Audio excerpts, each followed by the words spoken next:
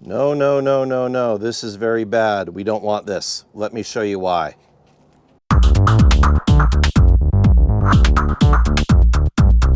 Hey everyone, Brendan here, aka Cliff Jumper. Yes, normally I'm talking about cars or nerd stuff or music or something else, but once upon a time, for a while, I was an HVAC technician, and I worked on air conditioning units just like this one.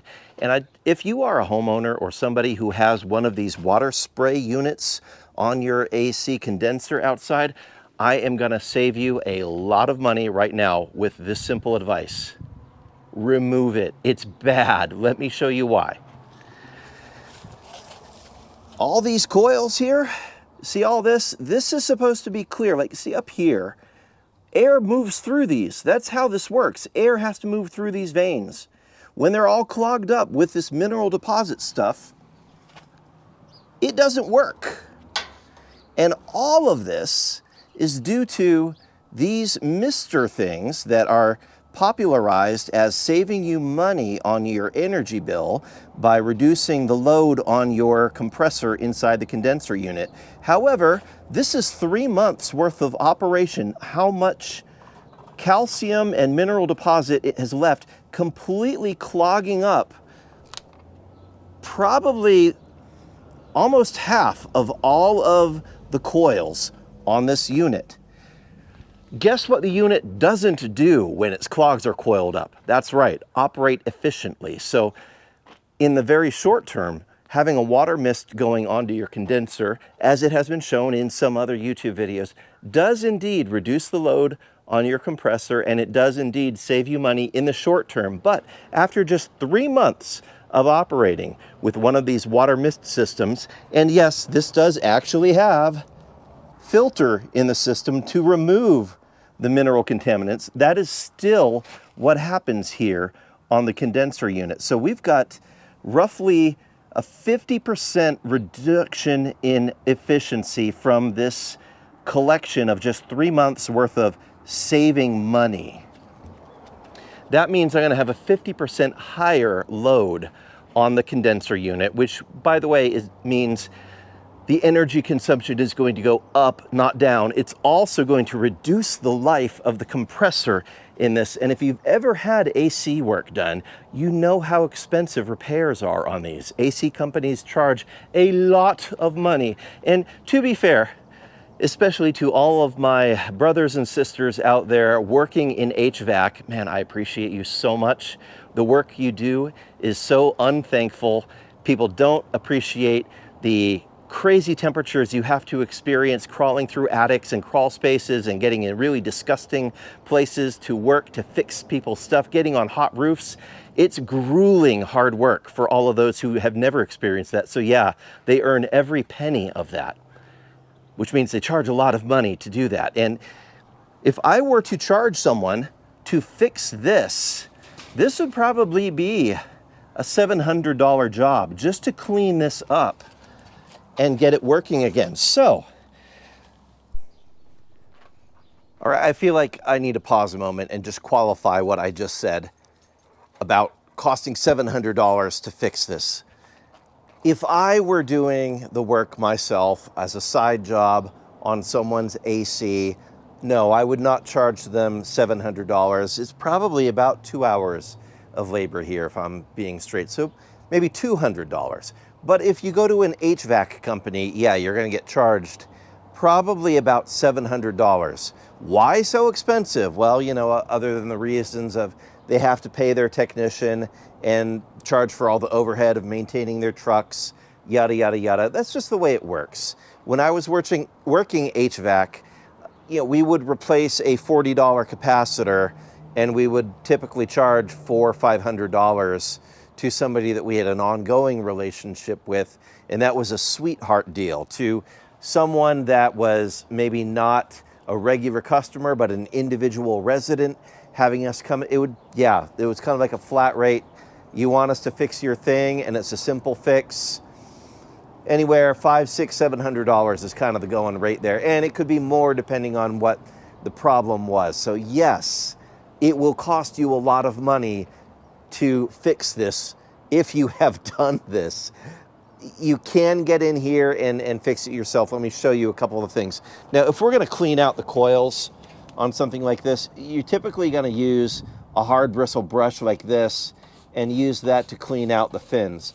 But it's not gonna get rid of all this calcification that's stuck in the fins. So how do we get rid of that without hurting the fins of our coils? Well, we can use a Dremel tool here. And my dog is gonna help. Yep, good girl.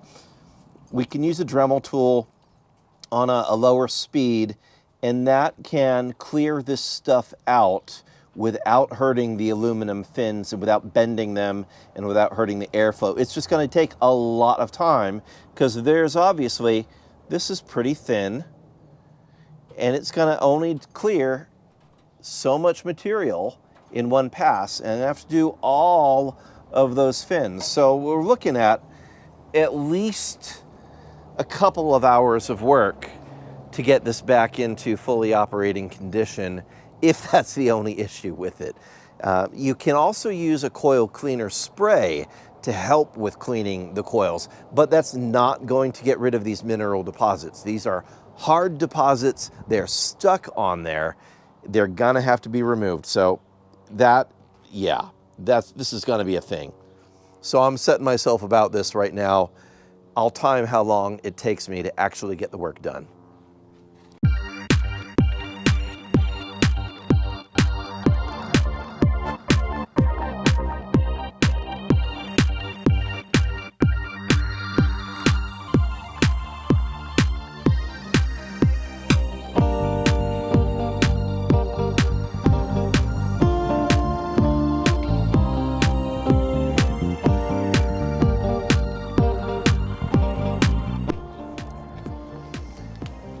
So time elapsed that was about 15 minutes of cleaning to get this little section cleaned off. And it's not even completely done yet. I had to stop because my wire brush on the Dremel tool decided to give up the ghost. So figure that is about 1/12 of one side. And I'm gonna have to do that side and that side as well. So now I'm anticipating I'm gonna have to go through a few of these bits on my Dremel in addition to the time and labor of actually cleaning this off. This is gonna be a little bit of a project to get done. So again, these are reasons why you do not want to use this thing on your HVAC system. So instead of using the Dremel tool, I found that a wire brush on my impact works pretty well. I can get a good amount covered in a fairly short period of time. So I've been doing that and I'm continuing. I've got about an hour and a half of work into this so far, and I've cleared most of the crusty stuff off, but there's still this whole section here. So that's what I'm working on right now.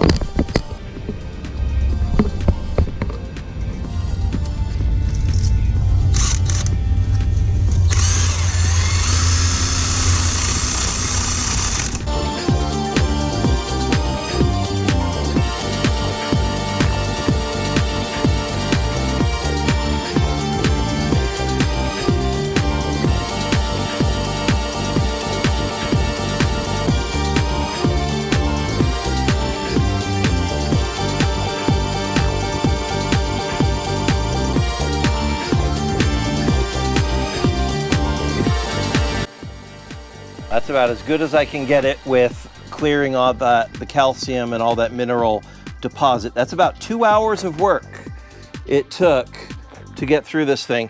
I still need to run coil cleaner through it because there's all sorts of dirt and stuff stuck in there. So we're still gonna run coil cleaner. We're gonna do a mild pressure wash.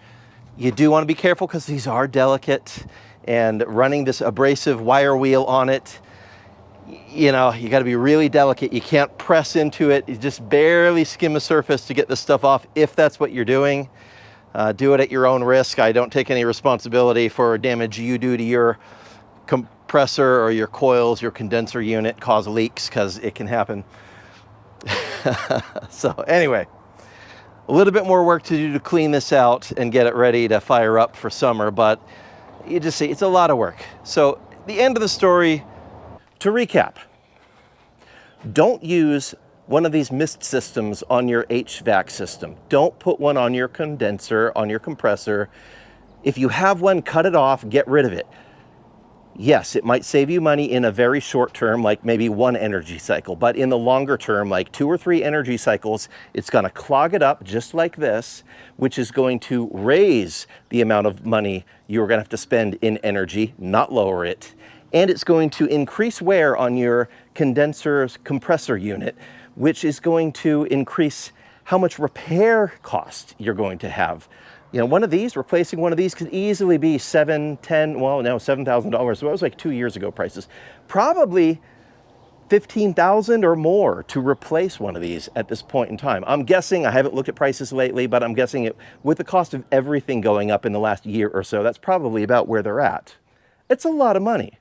And even if it's not completely dead yet, if you haven't killed it with this water mist system, somebody's going to charge you a lot of money to come out here and clean all of this stuff out, because that has to be cleaned out for this to not die and for it to work. So look, yeah, I'm all about saving money wherever I can. Don't use one of these systems. They are bad. They will cost you way more money in the long term than they will save you in the short term. And the short term isn't even that long of a short term. It's like 3 months you might have savings, and after that your savings are gone and it's now costing you money to have one of these things. So it's a scam. Do not put one of them on your cooling systems. End of story. Hope that helped you out. God bless you. See you next time. Bye-bye. And on that terrible disappointment, it's time to say goodbye. We'll be back.